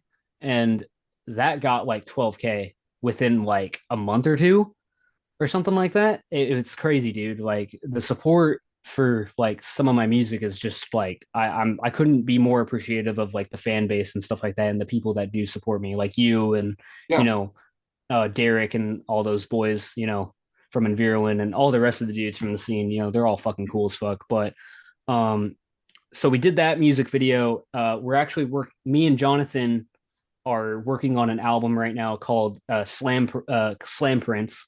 Okay. So it's a collab tape, and it's just a mixture of like rap and like I'm doing some of my trap metal stuff on there as well. So it's like our two like genres combined because he does more like the not mumble rap, but like you know what I mean? Like It's okay to what am I call trying to it rap. without putting my homie on blast? It's like the only thing I can compare him to is like Chief Keef and like Suicide Boys. That's like the only thing I can compare Yeah. to him. Which, like, honestly, for those who enjoy it, it's like, yeah, mumble rap is a great way to put it, or SoundCloud rap. Because the thing is, when you think of Suicide Boys, when you think of Ghostman, or you maybe, I don't know, think of all the Lil or young rappers, Yeah, you know what yeah. I mean? So, I mean, it's okay. It's okay. I'm definitely not a big fan of it. I'm more myself of a lo-fi hip hop guy. Um, Okay. I fuck and with that shit. dude, Exociety, Kill Bill and Rav, Square, Aerospace, all those boys, Yep. that's what I'm into. Like when I can basically play a rap beat that has a classic Tupac hip hop vibe to it, but there's also piano in the background, or there's saxophone, or there are samples from Studio Ghibli films. Like that's my shit. And like Yeah. kind of like contribute somewhat to this conversation. For those of you who don't know, there's a project that me and my buddy are planning to do outside of blind because he wants to participate, he wants to contribute to something bigger. So he might be a guitarist, he might be either rhythm or lead Fuck guitar, yeah. maybe even bass. But then on the side, that way there's more artists that we can kind of throw under as far as what's associated with blind without our failures member by member. Well, me and him are going to be doing a lo-fi hip-hop project called Midriff, and Fuck yeah. that should be really really fun once we finally get started on it. But the main point of Midriff, man, is to kind of like, it's a completely separate entity that allows me to completely harness and improve my lyrical and vocal rhythm capabilities over time, and that way it goes full circle. It is truly distinct. Like, you can't exactly compare Midriff to Blind Without Our Failures. Blind Without Our Failures is a specific group of people doing what will be deathcore slash slam slash metallic hardcore, no gimmick, deathcore, all this other shit. And then on top of that, this is something I haven't mentioned before, but we're planning on actually flipping, pissing every fucking metalhead off.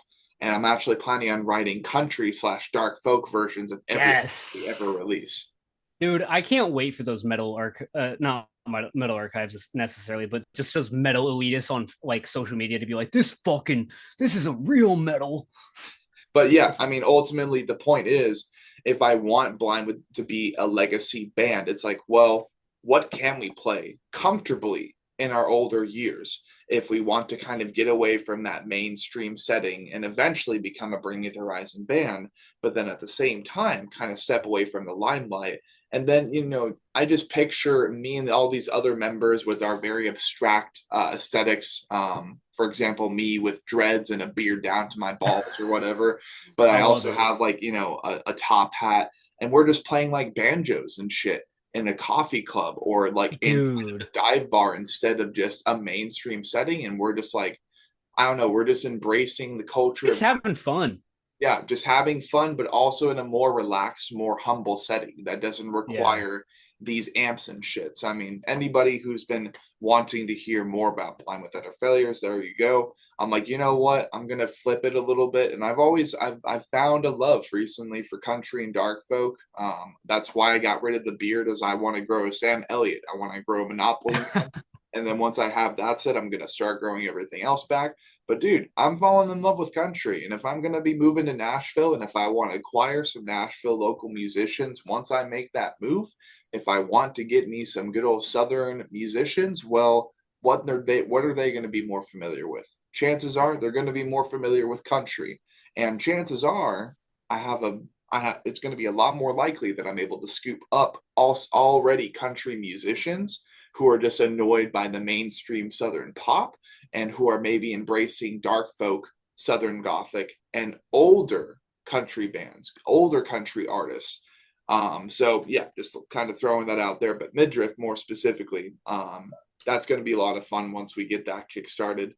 Continue. I'm stoked, dude. No, that's fucking sick, dude. I haven't heard your music, but I look forward to it for sure. You play We guitar? So I play bass. I play bass, and I do Okay. obviously. I'm planning to be the front man and the vocalist until I can find a woman who has the same capabilities as Tatiana Shamalyuk, or even Courtney LaPlante, like that beautiful, clean singing voice that Yeah. allows her to be in the forefront. And at that point, the intention is, because I don't exactly want to be the front man. I want to get someone. I wanted to get someone who had a lot of body modifications, and like we had that pretty locked and set in stone. But basically he got another such grander opportunity with the franchise deathcore band that I've been following forever now. I've had them on my show too. He will be announced here pretty soon as their frontman. So I mean, I'm not saying too much, but everybody who knows, they know. That's fine. That's So sick. yeah, he got such a better opportunity. So I said, you know what, dude, I don't want you to spend another second worrying about my shit. Focus on that bigger thing, please. Like, you have bigger fish Please. to fry.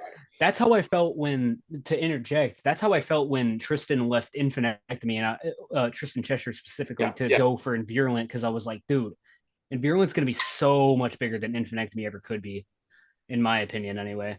And I And was that's like, coming dude, from the creator, bro. That's okay. go after that. Go That's after. why, like, and you know, Tristan is still my fucking best homie to this day. Love you, bro. Um, but essentially, so all that leading up to earlier about like Pure Havoc and then the singles I put out after that. I did a 2-track with Gabriel Campbell, which who I was referring to earlier. His rap name is Six Seraph. Okay. He's really like G59 influenced. Like he's for sure got the style locked down of like the Southern Memphis sound, I would say, because like he's from Alabama, I believe. And so that happens, and then like I said, my buddies from uh you still there, bro? Yeah, yeah. I'm still there. God, Hello? Can you hear me? I can see you. there we go. Okay. Okay. Okay. Just making sure. I was getting a little concerned there, but essentially you know I did those few I since pretty much like February or March, me and Jonathan have been working on this new album, and then at the same time I was working on Slammed in Utero, and also I was working on my full length album, which is out now, called Sick Shit. Yes. It's my 14 track rap album, 14 tracks, and I've been working on that one specifically since I want to say March. And Mm. then I put it out in August 29th to be exact. And I produced all of that, didn't pay anybody to produce it, just did it all Oh, myself, just because I'm more of a guy who likes to, you know, uh, just self produce. I've always loved to like make shit on my own. absolutely. You can still hear me? Yes. Okay. I don't know. Zoom's deciding to be fucky now. But essentially, yeah, so sick shit is, I mean, essentially what it is by the title. It's 14 sick tracks that sound hard, and at least for what I was going for. um there's multiple like layers of genres inside of the whole album. It's a lot of features. There's like 5 or 6 or 7 features on that fucking album. It's ridiculous. I don't even know how I managed to get all my rap homies on there, but I am happy that I did. But um, it took me a fucking good minute to like produce all those beats, and then write lyrics, and then rehearse them, and then figure out, okay, what am I going to do on this beat? How, am I going to sing it, or am I going to scream it, or am I going to just rap it? Because I do all three on the album. Sick shit is my way of venting to about like my personal problems, and even just like my any problem that I've encountered in my life in general. It's kind of more of like unrepressed like anger that I've never let out. And so sick shit was my way of like like writing like uh essentially not hidden messages. What's the word I'm trying to use? But it was my way of getting my messages out there to people in my life that have done me wrong, or different like jobs that I fucking hated, or like any sort of like negative and positive emotion, whether it be love or hate or anger, or just like any sort of emotion that I felt throughout my life. It was my way of like being like, yo, this is the album, and these lyrics represent like what I've gone through and what I'm currently going through, and what I may even potentially go through in the future. Right. Sick shit represents like like every almost every like emotion under the bus, whether it be apathy or love, and resentment and stuff like that, or friendship, and losing friendships and losing relationships with people, and then getting in touch with like new ones, and letting new people into your life. It's really, it covers a lot of like ground as far as like mental health goes. Yes. I Yeah. wouldn't say it's necessarily like mental health focused, but it is a topic that I do touch on in my music, as far as like for the rap stuff. I definitely do talk about like you know mental health in general, and like suicide, and like thoughts of suicide, and like depression. I touch on that a lot. A lot of my main influence, mostly for rap, comes from like I said, all the SoundCloud era stuff, like Ghost Main and Suicide Boys and Bones, mostly Bones for sure. Bones is like, I would say, like the main influence as far as like most of my beats and most of my style, just because like I love Bones. You know, like Bones was something I was really into for a long time. And not that I necessarily wanted to copy him, but I definitely wanted to like take what I've listened to him by him and kind of do my own spin on it, essentially. Yeah. And that is the creative process. So that's kind of how it And works. yeah, yeah. And I mean, from then on there, as far as like future stuff goes, I definitely want to like, obviously increase my growth more and increase like, my knowledge of like music production. And eventually, like, my dream is to one day open up like a recording studio and That'd be like cool. do stuff like that. Yeah, because I mean, here's the thing too. I keep Yeah. I keep in mind, and I have kept in mind since the beginning, your unique approach and focus on both the slam and the trap metal world. You kind of have managed to contribute to both of these genres in a way that I wish I could have done by now, but that's just not the timeline. So I'm not holding that over my head like an overcast storm, even though I love the rain. It's like I don't really hold myself to that standard right now because I don't have the necessary resources to accomplish either one of those things, except for doing something that's half assed and that says, hey, at least I did it. I don't want to do that anymore. I did that with Blind Without Our Failures with Error. And I mean, that was really like a call out and like Yeah. hopefully a summoning And for other musicians, whether here in Arizona or over in Tennessee, or really wherever, just on a national scale. Like, yo, as long as you're in the United States and you're eventually willing to travel, like, let's go ahead and fucking audition. Let's see if this is something you'd be interested in. All the same, it seems that that kind of demo and that like, hey, if you're interested, reach out, did not work. So it's like now I have to take things a little bit more aggressively. And I mean, I've managed to kind of find a couple musicians, but I don't know because that it's been like that the entire time. Just are they interested? Are they actually going to stick around? Who fucking knows? Hopefully they do. And then just going through that process, right? That's probably the most difficult part about starting out as a musician is trying to find other people who want to help you make this thing possible when yeah. you otherwise have the ambition, you have a roadmap.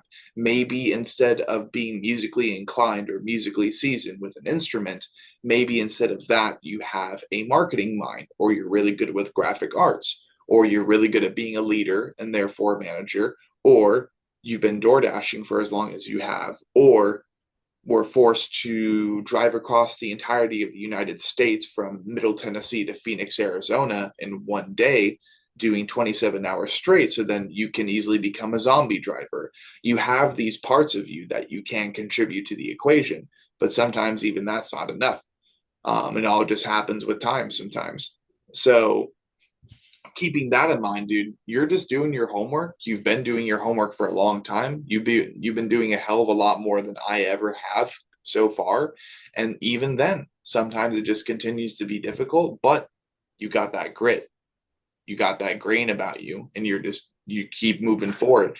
And that's what I like about you. That's what I really like about you. And I'm like, you know what? I want to try to get this, like, I want to be a part of this dude's world and him a part of mine. You know what I mean? And that's exactly what this first Yeah. conversation is supposed to present is like, hey, I'm interested. I hope you like my stuff too. It seems that you have. Let's see what we can accomplish together. And let's see, Yeah. we got a pretty good chunk of time. So basically, I'll ask a couple more casual questions, and then we'll be looking into concluding for the night. So I mean, we've now talked about the roadmap of Infantectomy and all of your fucking Metal Archives side projects, right? We've talked about Tony Slam as a Yeah. YouTuber personality and a trap metal artist. So let's see. I guess the final question that I would be asking tonight, this is a little bit more of a casual one, but because of all of the music and all of your history that you have mentioned in just this first session, just go ahead and give me about Uh-huh. 5 character slots, whether new favorite artists, albums, singles, or people. And to make it Oh. easier, because I know you listen to a lot of shit, I know, like me, you absorb a lot of creative mediums all the time. Let's go ahead and isolate it to that of Right. either 2023 or 2024. Okay. I mean, I'll just condense them into. I have to be a little quieter now because my family's trying to fall asleep. I apologize, but Oh, you're good. essentially, you know, so within the last 2 years, I would say I'll just name you five albums Let's do it. that I think are worth checking out. So the first one would be shit. Definitely check out on Virulent's newest EP. I That already shit's did. sick. I think it's called Necrothuggin or whatever. Necrothuggin, yeah, good stuff. Yeah. Yeah. Yeah, that one's pretty worth checking out. And then the other four, I would say, oh dude, um, let me pull up my Spotify real quick Get because your Spotify Wrapped. literally, bro, this no, no, it's not. It's this one's actually not rap. It's by an artist called Pastel Ghost. And Oh, yeah, for anyone I was watching, mentioning check out a. sorry, I was mentioning the Spotify Wrapped, like the conclusion of the year. Like it might be in that because you listen to it so much. That's all. Oh no, I'm just checking out my recent stuff lately. I would definitely check out Abyss by Pastel Ghost, which is a full album, and then I would also check out. Um, let's see. See, when you put me on the spot like that, it's just like ah. But It's usually the point. oh, is it okay? Yeah, I figured as much. Oh god, guys, nah, fucking dude, the latest, the latest fucking Acranius album from 2022. Jesus fucking Christ, that one is fucking ridiculous. Like, if you want to talk about like the heaviest shit in a while, their album from 2022 called it doesn't matter what it's called. Just go listen to Acranius. You get all you fuckers who watch Slam know who Acranius is. So just go check out the recent shit. Um, and then I would That also would be check Mercy out. Denied. Is it Mercy Denied? Yeah, that's what I figured. I was blanking on the name, but my boys from Getty Boys. I'm trying to pull them up right now. Give me a second. Yeah. Okay. So Smoke Season by Getty Boys. That's a fucking EP worth checking out as well. It's rap, but go check out my boys. And then the final one, did I mention? Is that the fourth one? The third. Just third. Okay, the fourth one I would recommend everybody check out, including you. Is the latest Invent Animate as well, because I'm also a gent guy. I love gent and I love metalcore and stuff like that. I'm not even ashamed to admit it. And then the final album that I would recommend. God, what do I recommend? Jesus, that's so hard to choose. Because there's so much good music out here. Let me just fucking pull up some shit on my Spotify again because okay. Um, yeah, check out. It's actually a song. It's not an album, but the song I want everybody to check out is called 1000 Miles by my homie Good Is Dead, which is also rap. And it's shout out to my boy Good As Dead or Justin Ray. He's fucking cool as fuck. He's my homie. We did a song together called Tack. It's like the thumbtack or whatever. It's like a emo rap song. So that is the final recommendation. Awesome. And with 5 minutes remaining, I think that will be a great way to conclude this anatomy crosscast session. It is, after all, close to midnight for me too. I'm sure my family is preparing, And my me. household is preparing to settle in. So I wanted to thank you, Tony Slam, for joining us here on the Anatomy Crosscast. And you guys, everybody, I'm telling you, everybody, stay tuned because Tony is going to be working with me on the show as one of my new co hosts. This was basically his interview, and the intention is to have him kind of focus on the world of slam. either that or trap metal. Those are kind of like his two genres. I think each of us as hosts and co-hosts are going to have like about two genres or two subgenres of counterculture that we're kind of tailing after. And going into the near future, once Finn the Orc King has more time, he'll be kind of chasing after MySpace Deathcore, and I do believe one other one.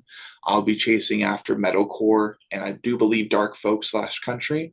And then so far, Tony Slam being the first new co-host announced this way, we'll be chasing after slam and trap metal, and we'll be doing research projects as well, doing on-jewel presentations, piecing those massive presentations together, because he mentioned the peak of slam. Perfect way to kind of, cue that in.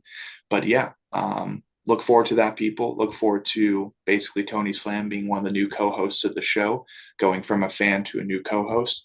Thank And you for yeah, we'll be thank seeing you you guys. for having me. Sorry, No, do the outro. no, you're good. You're good. We'll see you guys next Oh, time. Tony, welcome I to. was just gonna say, thank you for having me a part of the podcast. It's a fucking honor, dude. I love all your shit. So it's just it makes more sense that we're working together and doing content together. Exactly. Make sure to check out Sean's channel, subscribe, like, comment on the video, add it to your favorites. Remember favorites back in the day, YouTube, you guys. Oh, fucking, like the podcast. Make sure to check out Sean's band as well. And with that, I think that'll be the end of the show. All right. We'll see you guys later.